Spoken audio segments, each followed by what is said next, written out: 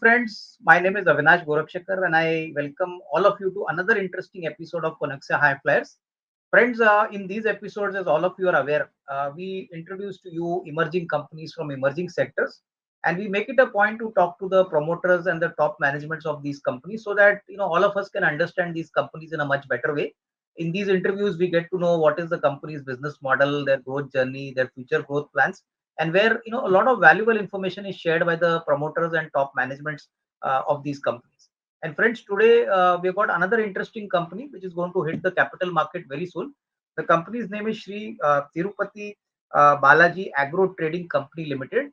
And we have the privilege of having the managing director of the company, Mr. Vinod Kumar Agarwal. Vinod नमस्कार। जी नमस्कार sir. बहुत बहुत धन्यवाद sir. Thank you very much for the valuable time sir, आज हमको देने के लिए। सर मुझे यकीन है कि ये छोटे से इंटरव्यू में will be able to get a lot of valuable information from your side. Thank you for inviting us. So Vinod ji, first question which is very elementary. Sir हमको बताइए what is the business model of our company, हमारा main business क्या है और हमने ये business में domestic market में, एक्सपोर्ट मार्केट में क्या पोजीशनिंग की है। और थोड़ा बहुत sir, if you can tell us something about your business journey, was this company started by you as a first generation effort or whether it was your father who started it and then you took over, so if you could please share your thoughts. चलिए sir, ये मौका मिल रहा मेरे को बताने के लिए। ये कंपनी हमने 2001 में स्टार्ट किया। It's not a our family business at the time, and हमने इसको हमारे इंजीनियरिंग कंप्लीशन किए हमने 1985 में फ्रॉम एनआईटी राउरकेला। और since then I committed myself not to join any company but to try always for putting up a industry. And fortunately 2001 में एक industry हमने टेक ओवर किया और वहां से हमारी शुरू होती है जर्नी। तो पर्टिकुलरली हमने पैकेजिंग सेक्टर में काम करना पसंद किया। पैकेजिंग सेक्टर में क्यों काम करना पसंद किया, उसके पीछे एक लॉजिक रही है। ये हमारे देश के अंदर जिस हिसाब से हमने ग्रो किया आफ्टर इंडिपेंडेंस, उसमें सब कुछ तो ठीक रहा, लेकिन पैकेजिंग सेक्टर को ऑलवेज एक नेग्लेक्ट किया गया because for any reason except the jute there was no alternative market, alternative product to cater the packaging solution.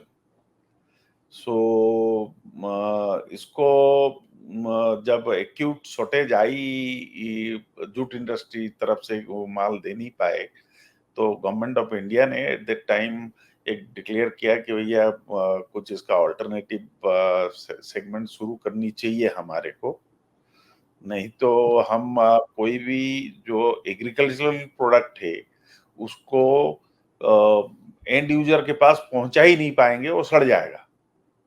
So it was a alarming situation, and or because of these conditions, government started offering good opportunities also because it was required. So then I thought of that it is a good opportunity to enter into this segment. That was the basic reason why we chose packaging. Now packaging बोलो तो बहुत बड़ी एक segment होती है sir. हमारे देश में हम 25 किलो 50 किलो वाला बैग देखते, मतलब 25 किलो 50 किलो, और कोई जमाने में 100 किलो शक्कर वाला बोरी चलती थी। यहाँ आदमी मिल जाते इसको उठाने के लिए, जबकि आईएलओ का हिसाब से 25 किलो के ऊपर किसी को बोरी उठाना माने उसके साथ कुछ ना कुछ आप जास्ती कर रहे हो माना जाता है। तो वर्ल्ड में कहीं भी 25 किलो के ऊपर का बोरी उठाते ही नहीं है। बिल्कुल। सो 25 किलो की बोरी के बियॉन्ड में यहाँ जितने उठा रहे हैं, ये कंपल्सन है उनके लिए, ऐसे माना जाता है। तो इसकी एक अपॉर्चुनिटी हमारे को दिखाई दी लेटर पार्ट में, जब 2001 के बाद हमने छोटे बैग का काम शुरू किए और एक्सपोर्ट ग्रेन एक्सपोर्ट्स में हमने काम कर रहे थे। मैंने राइस एक्सपोर्ट होता था, तो जो बड़े बड़े कंपनीज हैं, आपका एलडी हो गया, ओलाम हो गया, कारगिल हो गई, या बहुत सारे कंपनी हैं और भी उन्होंने एक्सपोर्ट कर रहे थे, तो तुमको राइट टाइम में राइट क्वालिटी का बेग का जरूरत पड़ती थी। तो we at that time got associated with them and we could able to supply the bags of right quality and right time. ITC, they also given us a good, very good business. So हमने उस time ये काम किए, तो हमें हमारी जो कुछ इनिशियल 5-7 साल हमारे को बहुत अच्छा काम चला। Then we by that time हम एक्सपोर्ट कर रहे थे, तो we come across the big bags, that is the FIBC और जंबो बैग्स, व्हाटएवर से। अभी FIBC और जंबो बैग और छोटे बैग में फर्क इतना है, छोटे बैग में 25-50 किलो का पैकिंग हो रहा है, FIBC में 1000 किलो, 1500 किलो, 2000 किलो तक का माल भर सकते हो आप। और इसकी जरूरत कहाँ पड़ी? फॉरेन में कोई भी आदमी मिलता नहीं है कोई बैग को हैंडल करने के लिए। सो मैकेनाइज्ड होगा तो फिर 1000 किलो का करो, 2000 किलो का करो, कोई रोकता नहीं है।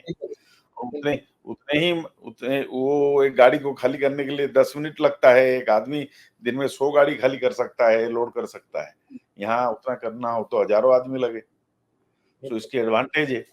तो इसलिए ये प्रोडक्ट को सारा दुनिया में सभी प्रिफर किए, और every segment, right from agriculture से लेके, माइनिंग से लेके, इंडस्ट्रियल लेके, पोस्ट इंडस्ट्रियल लेके, इवन मिलिटरी जो कोई सेमी फिनिश प्रोडक्ट को कोई दूसरी जगह शिफ्ट करना रहता है, वहां जब तक ये मॉल का रेक में जाने का परिस्थिति नहीं होता है, तब तक ये प्रोडक्ट बड़े बैग में ही शिफ्ट होते जाता है।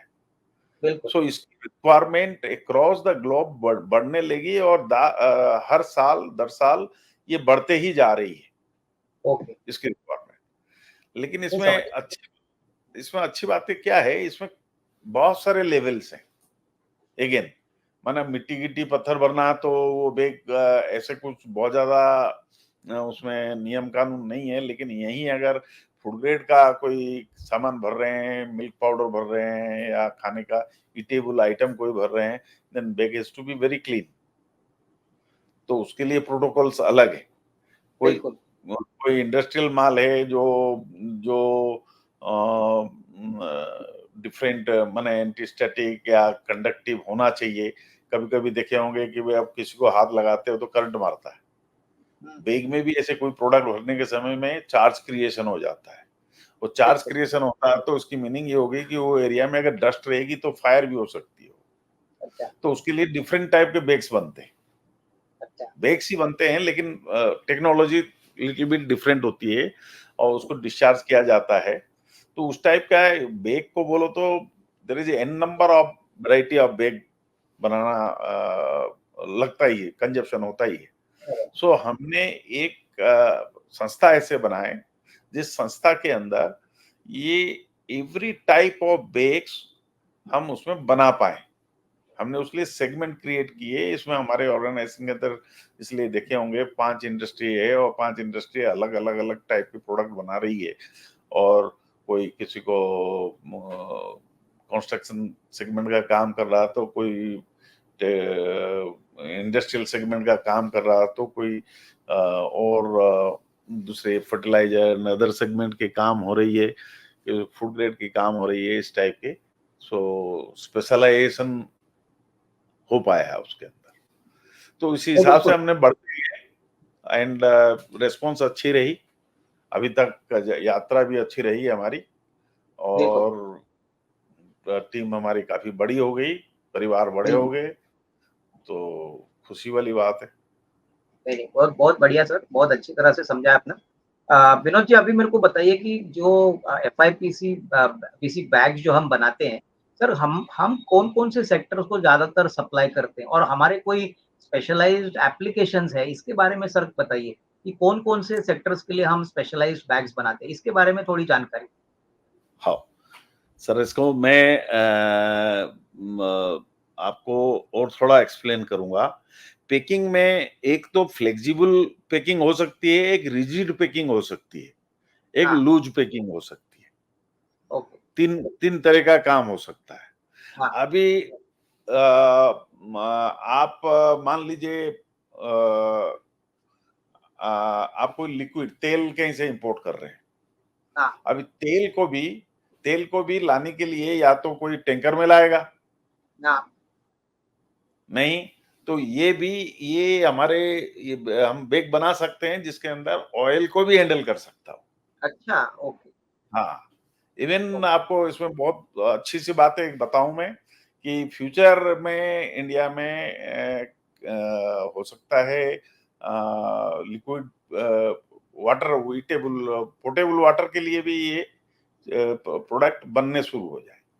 अच्छा, ओके, ओके, तो इसमें हम लोग पर्टिकुलरली जो अभी काम कर रहे हैं वो फ्लेक्सिबल पैकिंग में काम कर रहे हैं और हाँ, फ्लेक्सिबल पैकिंग में हम construction sector, industrial sector, agricultural sector, mining sector और फर्टिलाइजर सेक्टर और टेक्निकल बैग्स, ये सब सेगमेंट में काम कर रहे हैं एंड ये okay, major area of working है।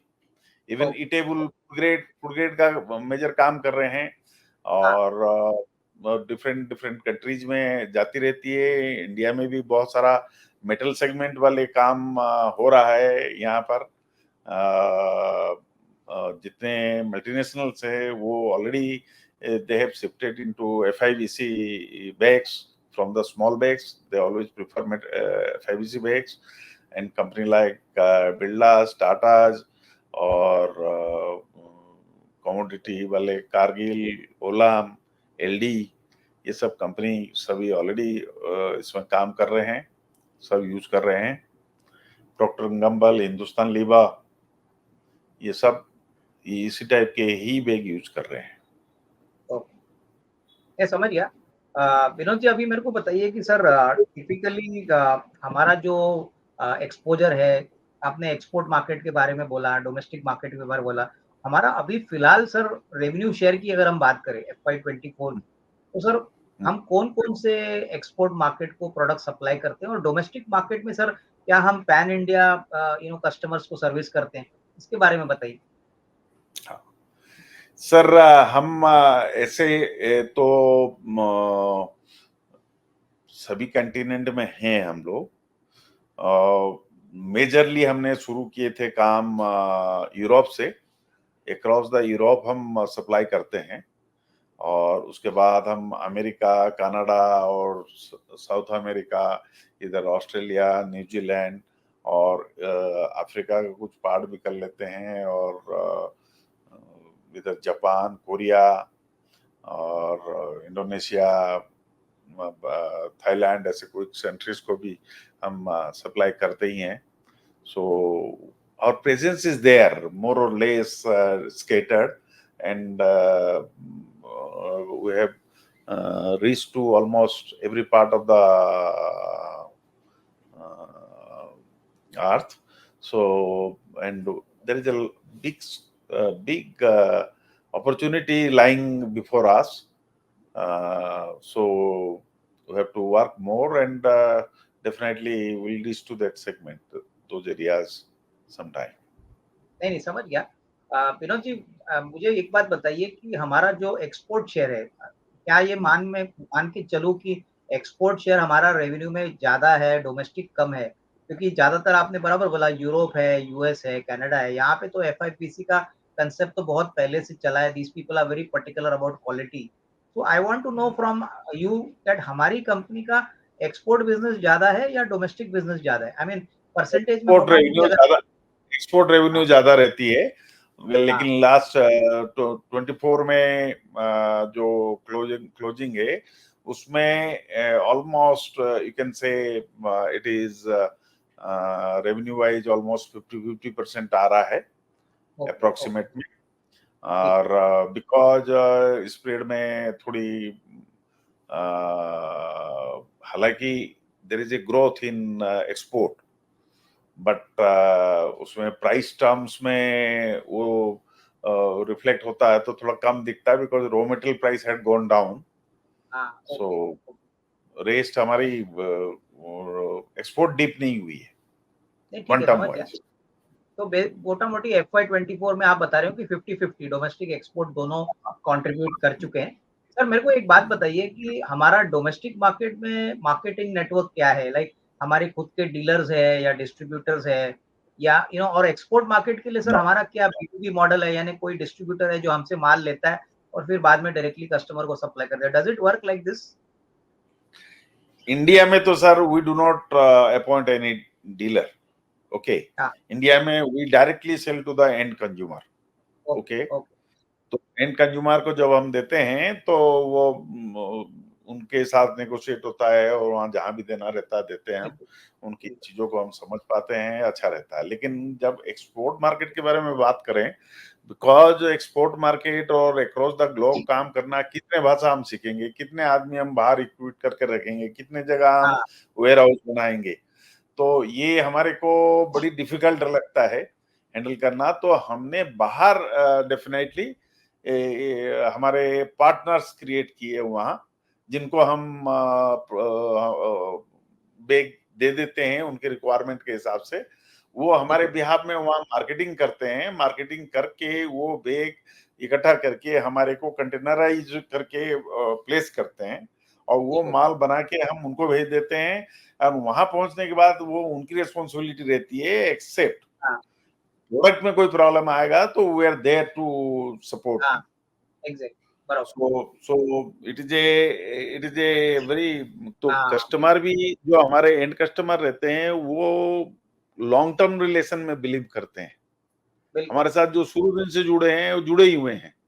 बिल्कुल. हमारे साथ बातचीत करेंगे, नेगोशिएट करेंगे, सब करेंगे, लेकिन बिजनेस साथ में करेंगे. हाँ. That is a genuine way. So this is that way it is a good area to work. नहीं नहीं, Or बिल्कुल sir. so uh, I think you have understood कैसे हो रहा है फिर बिल्कुल. जो. तो विनोद जी, अभी मेरे को बताइए कि सर मोटा मोटी सर अभी जो करंट फाइनेंशियल ईयर शुरू हो चुका है, अभी तो हम FY25 में ऑलरेडी चालू हो चुके हैं, अभी सितंबर आ गया है. सर मेरे को बताइए on ground current year, without putting a number, Vinod ji, आपको क्या लग रहा है कि ये साल बोथ डोमेस्टिक मार्केट और एक्सपोर्ट मार्केट की अगर हम बात करें तो ओवरऑल डिमांड पोटेंशियल कैसे लग रहा है? और ओवरऑल सर अपॉर्चुनिटी अगर 2-3 साल की बात करें, क्योंकि ये फ्यूचरिस्टिक प्रोडक्ट है, आप बनाते हो, क्वालिटी इज इम्पोर्टेंट. सर अगले 2-3 साल में आपको क्या लगता है कि इंडिया में भी काफ़ी ऐसे कस्टमर्स होंगे जो FIPC बैग्स को प्रेफ़र करेंगे, क्योंकि उनकी ड्यूरेबिलिटी अच्छी है, क्वालिटी अच्छी है? तो इसके बारे में सर बताइए। सर डेफिनेटली इंडिया में इसकी ग्रोथ बहुत ज्यादा फास्ट बढ़ेगा. क्यों? Every industry you go across any sector segment, the availability of manpower in industry for this type of work is not available. India में बच्चे पढ़े लिखे होने लगे हैं, सब इधर उधर अच्छे एम्प्लॉयमेंट मिल रही है सबको. तो ये हाँ. जो एक मेहनत वाली काम है कि 25 किलो 50 किलो बोरे उठाओ, भरो, लाओ, उसमें आदमी भी लगते हैं, समय भी लगती है, मेहनत भी लगती है. ये काम को कम प्रीफर कर रहे हैं सभी. हाँ. तो बिल्कुल. फ्यूचर में इंडिया में इसकी ग्रोथ बहुत ही ज्यादा रहेगी. और बिल्कुल. ग्लोब में क्या है, they are already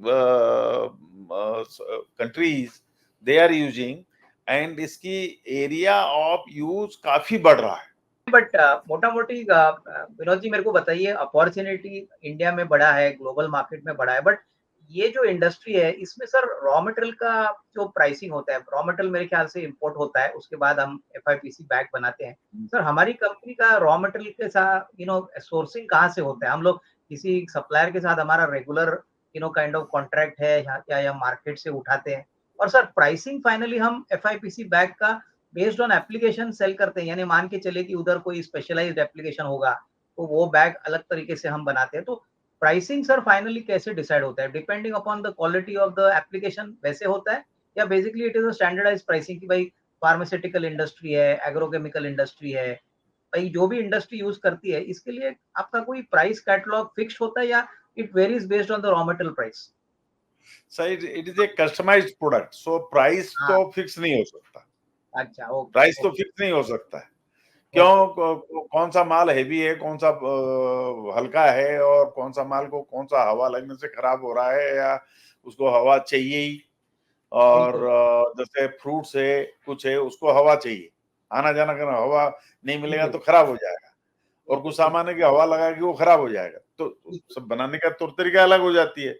so it is against a specific use ये बैग जो बनता है, और उसमें कितना किलो माल भरने वाला, 1000 किलो भरना है, 500 किलो भरना है, 1500 किलो भरना है, so everything is different. So it is माने whatever specification comes on that basis, there is a price calculation. Okay. समझ गया। So वो एक पार्ट बहुत ही क्लियर है इसके अंदर। नहीं, समझ गया सर, बहुत और अच्छी तरह से आपने समझाया। विनोद जी, हाँ, अभी मेरे को एक बात बताइए कि हमारे कंपनी के फाइनेंशियल्स तो सभी को पता है, बट सर हाँ, क्वालिटेटिव असेसमेंट में sir how do you add value to the customer? जैसे आपने बोला कस्टमर के स्पेसिफिक रिक्वायरमेंट्स होते हैं, तो आप कस्टमाइज्ड रिक्वायरमेंट के हिसाब से प्रोडक्ट बनाते हो।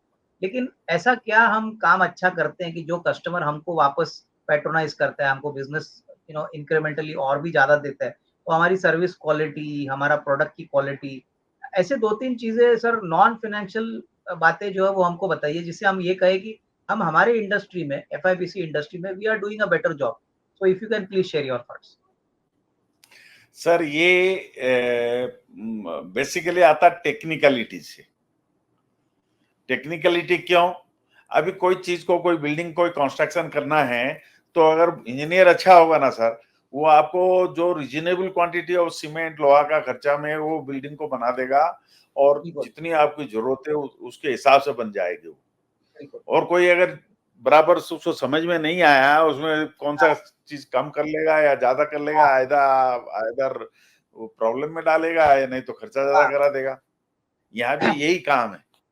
We okay. being a technical team and where background engineering का रही है, and day in day out हम लोग उसको समझते हैं, तो हुँ, we always suggest the reasonable design and costing. Okay. So that helps us. So वो एक एडवांटेज है हमारे लिए। सो उसीलिए हमारे साथ कस्टमर जुड़े रहते हैं, and in case of any उनकी क्वेरीज रहती, तो they refer to us only कि भैया ये ऐसे ऐसे हो रहा, क्या करेंगे क्या नहीं करेंगे। So that is advantage to us. So नहीं, आई थिंक समझ गया, बहुत अच्छी तरह से आपने समझाया विनोद जी। तो बेसिकली कस्टमाइज्ड प्रोडक्ट है, और बेसिकली इसमें स्किल सेट्स बहुत इम्पोर्टेंट है कि किस प्रकार का प्रोडक्ट बहुत जरूरी, मेकिंग, बहुत तो जरूरी है सर। वो बहुत इम्पोर्टेंट है। सर अभी फाइनेंशियल्स के बारे में बात करते हैं विनोद जी। नंबर बहुत ही अच्छे हैं आपके एफवाई 24 के सर। 540 करोड़ का आपका रेवेन्यू है, प्रॉफिट भी करीबन 36 करोड़ है, जो पिछले साल 21 करोड़ था। सर पहली बात बताइए कि ऐसा क्या हो गया इस साल में कि वॉल्यूम बढ़ा, प्राइसिंग भी आपको अच्छी मिली? क्या ये दोनों कारण के हिसाब से हम समझे कि सर प्रॉफिटेबिलिटी और टॉप लाइन बहुत अच्छी तरह से बढ़ा? If you can please sir share sir the reason. इसका कारण बेसिकली क्या रहा, हम यहाँ से देख रहे हैं कि हम क्वांटम बढ़ाने की जगह हमारी प्रोडक्ट की जो एरिया ऑफ सेलिंग को सुधारना चाहिए हमें। हाँ, instead of making a general bag जो सभी बना रहे हैं, या हाँ, जो कंस्ट्रक्शन सेगमेंट का बैग है, जो हाँ, एंट्री लेवल बैग्स बोलते हैं, उस चीज से हम शिफ्ट हो रहे हैं हाँ, वैल्यू एडेड प्रोडक्ट की तरफ। हाँ, ओके, तो जब हम वैल्यू एडेड प्रोडक्ट में जाते हैं, तो हमारे को कंपटीशन भी कम लगता है, बिल्कुल। और प्राइस भी हमारे को बेटर मिलता है। क्यों? हुँ, आज बैग का प्राइस सर प्रोडक्ट के सामने even less than a percent रहता है, तो अच्छा, customer never hesitate to give you money. Okay, okay. But वही अगर बैग को मैं कंस्ट्रक्शन सेगमेंट वालों को देने जाऊंगा ना, तो वो तो सर एक एक पेनी, एक एक प्राइस देखेंगे वो। हाँ, बिल्कुल, So समझ by गया। shifting to the better area of technical area of production में बिल्कुल, जरूरतों को देखते हुए ये चीजों को हमने उसी तरफ से शिफ्ट हो रहे हैं। नहीं, तो आई थिंक ये बात माननी पड़ेगी कि सर वैल्यू एडेड प्रोडक्ट पे ज़्यादा फ़ोकस है, और उसी कारण से आपको रेवेन्यू भी बढ़ गया है, प्रॉफिटेबिलिटी भी आपकी बहुत अच्छी तरह से बढ़ी। तो बहुत अच्छा सर लगा सुन के। सर अभी एक बात बताइए, मैं फाइनेंशियल्स देख रहा था, प्रॉफिट तो काफ़ी अच्छा है, टॉप लाइन भी अच्छा है। सर करंट ईयर में हमने काफ़ी बड़ी मात्रा में अदर इनकम कमाया, तो ये क्या ऑपरेशनल इनकम ही है या इसको क्लासिफाई अलग तरीके से किया है? सर इसके बारे में बताइए नहीं प्लीज़। सर, ये ऑपरेशनल इनकम नहीं है सर। ये इसमें एक तो कुछ सब्सिडीज हमारे को गवर्नमेंट से आई थी, नंबर अच्छा, वन। ओके। नंबर टू, हमारे पास कुछ जो मशीन्स पुराने हो गए थे, वो मशीन्स को हमने डिस्पोजल किया। अच्छा, डिस्पोजल किया तो उसमें कुछ प्रॉफिट आई। अच्छा, और कुछ और जो एक्सपोर्ट करते हैं, एक्सपोर्ट में हमारे को कुछ अब एक्सचेंज रेट का वेरिएशंस का प्रॉफिट आ गया अच्छा, कुछ। अच्छा, ओके, ये समझ गया। ये तो तीनों बेसिकली चीज को मिला के हाँ, ये फिगर है। ठीक है, समझ गया। तो बेसिकली एक्सपोर्ट का फ्लक्चुएशन प्लस ये जो भी एसेट आपने बेचा उसका थोड़ा-सा रेवेन्यू आपको अदर इनकम में मिला है। सर अभी सबसे इम्पोर्टेंट सवाल आज का इंटरव्यू का हम कंपनी को पब्लिक इश्यू लेके जा रहे हैं। तो सर हम कितना पैसा रेज़ करने के बारे में सोच रहे हैं? और सर ये पैसा कहाँ पे यूटिलाइज़ होगा ये ज़रा विनोद जी बताइए? सर हम करीबन 170 करोड़ रुपए के लिए टारगेट करके चल रहे हैं और ये पैसा में से इसको दो पार्ट हम बताना चाहेंगे। एक तो ओएफएस में कुछ पैसा हम ले रहे हैं हाँ, और कुछ कंपनी के लिए ला रहे हैं हम। जो कंपनी के लिए ला रहे हैं 122 करोड़ में से उसमें करीबन 55 करोड़ रुपए का टर्म लोन है जिसको हम पेबैक कर देना चाहते हैं सो दैट वो इंटरेस्ट का पैसा एंड वो चीजें भी बचेगी हमारे को और वो उस एरिया से कुछ बचत भी हो जाएगी हाँ, और बाकी को strategically we are planning to invest into augmenting our facilities दूसरी चीजें जो जनरल कॉर्पोरेट एरिया है वहां पर यूज होंगे। ठीक है। तो ये बेसिकली उसकी है और उसका बेनिफिट 55 करोड़ रहेगा का डेट हाँ, सर। 55 करोड़ का डेट रिपेमेंट है, यानी 55 करोड़ का हाँ डेट रिपेमेंट है और बैलेंस विल बी या used for some capex and working capital जो भी या बिज़नेस के लिए लगेगा। ठीक है। हाँ सर नॉर्मली अभी वर्किंग कैपिटल की बात हुई है तो विनोद जी मेरे को बताइए आपका डोमेस्टिक मार्केट भी है, आपका एक्सपोर्ट मार्केट भी है।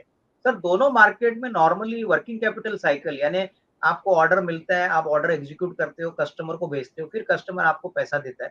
सर दोनों सेगमेंट्स के लिए डोमेस्टिक और एक्सपोर्ट के लिए मोटा-मोटी सर हमारी वर्किंग कैपिटल साइकिल कितनी लंबी होती है? सर एक्सपोर्ट का साइकिल थोड़ी लंबा रहता है। एक्सपोर्ट में बिकॉज यू नो मटेरियल जो जाती है ट्रांजिट पीरियड लगता है बनाने के लिए हमारे को कस्टम मेड प्रोडक्ट है तो हम पहले से कुछ बना के नहीं रह सकते। ऑर्डर आने के बाद मटेरियल परचेज करो और उसको बना के रेडी करो उसके बाद असेंबलिंग वाला काम आता है। So it takes time. Export में 5 से 6 महीना का पीरियड हमारी एक स्टैंडर्ड पीरियड है क्योंकि तो जो कस्टमर खरीदता है वो भी क्रेडिट में खरीदता है मोस्ट ऑफ हाँ, द बिल्कुल, कस्टमर। सो बिल्कुल, और डोमेस्टिक में ठीक है डोमेस्टिक में 90 डेज के अंदर ये रोटेशन हो जाती है बिल्कुल, प्रोडक्ट क्योंकि यहाँ ट्रांजिट पीरियड वाला पीरियड नहीं लगता है इसमें 2-3 दिन हाँ, 4 दिन बिल्कुल, के अंदर प्रोडक्ट डिलीवर हो जाती है तो हाँ, वो जो एक एरिया है वो कम हो जाने से इसको मैनेज हो जाता है।